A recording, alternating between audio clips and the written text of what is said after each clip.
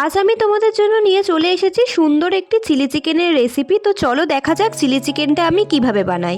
প্রথমে একটা পাত্রে নিয়ে নিয়েছি চিকেনগুলোকে ছোট ছোট টুকরো টুকরো করে কেটে নিয়েছি। আর এদিকে নিয়ে নিয়েছি আদা, পেঁয়াজ আর রসুন একসাথে পেস্ট করে নিয়েছি। আর চিকেনের মধ্যে এই পেস্টগুলোকে দিয়ে দিলাম। তারপর দিয়ে দিলাম এখানে স্বাদ মতন লবণ, তারপর দিয়ে দিলাম মরিচ গুঁড়ো, তারপরে দিয়ে দিলাম কাশ্মীরি লঙ্কার গুঁড়ো। আর আগে থেকে আমি চিকেনটা ভিনিগারে মাখিয়ে রেখেছিলাম, তারপরেও দিয়ে দিলাম অল্প একটু ভিনিগার। এই ভিনিগারটা কিন্তু দেওয়া হলো চিকেনটা নরম হওয়ার জন্য।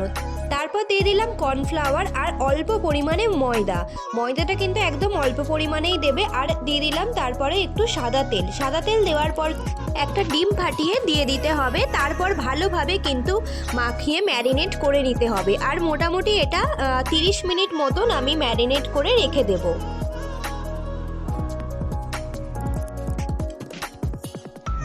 আর আমি যেহেতু এই চিলি চিকেনটা বেশি ঝাল করলাম না, তাই জন্য একটু রং হওয়ার জন্য আমি ওপর থেকে একটু অল্প পরিমাণে চিনি ছড়িয়ে দিলাম। এতে কিন্তু কালারটা ভালো আসবে।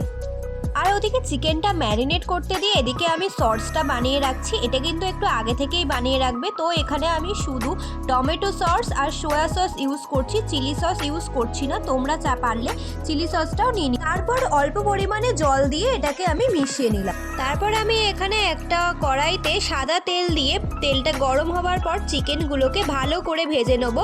মোটামুটি যতক্ষণ না ব্রাউন হচ্ছে তোমরা কিন্তু ভালো করে ভেজে নেবে। আর এদিকে দেখো আমার মোটামুটি কিন্তু ভাজা কমপ্লিট হয়ে গেছে। আমি একটা পাত্রে সব চিকেনগুলোকে তুলে নিলাম। তারপর কড়াইতে আবার সাদা তেল দিয়ে তার মধ্যে দিয়ে দিলাম 3টে শুকনো লঙ্কা, তারপর দিয়ে দিলাম গোটা গরম মশলা আর পাপড়ি টাইপস করে পেঁয়াজ কেটে রেখেছিলাম। সেই পেঁয়াজগুলোকে অল্প করে কিন্তু আমাদের ভেজে নিতে হবে। পেঁয়াজগুলো অল্প করে ভেজে নেওয়ার পর আমাদের দিয়ে দিতে হবে পাপড়ি টাইপস করে কেটে রাখা ক্যাপসিকামগুলোও কিন্তু আমাদের মোটামুটি ভেজে নেওয়ার পর দিয়ে দিতে হবে টমেটো কুচিগুলোকেও আমরা অল্প করে কিছুক্ষণ কিন্তু ভেজে নেব। তারপর এখানে আমাদের ভেজে রাখা চিকেনগুলোকে আমাদের এর মধ্যে দিয়ে দিতে হবে। চিকেনগুলো ভালো করে একসাথে কিন্তু মিশিয়ে নিতে হবে। তারপর আমরা যে সসের মিশ্রণটা রেডি করেছিলাম সেই মিশ্রণটা কিন্তু এর মধ্যে দিয়ে দিলাম। আর তোমরা চাইলে অল্প পরিমাণে এর সাথে জল মিশিয়েও দিয়ে দিতে পারো।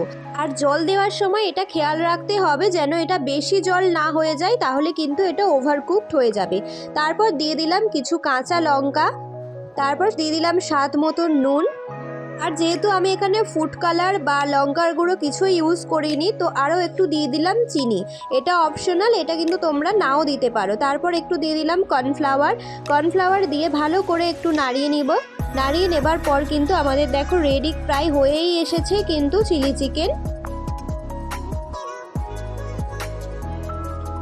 আর এই দিকে এই যে আমাদের চিলি চিকেনের রেসিপি একদম রেডি হয়ে গেছে। তোমরা অবশ্যই বাড়িতে ট্রাই করো আর ট্রাই করে জানিও কেমন হয়েছে।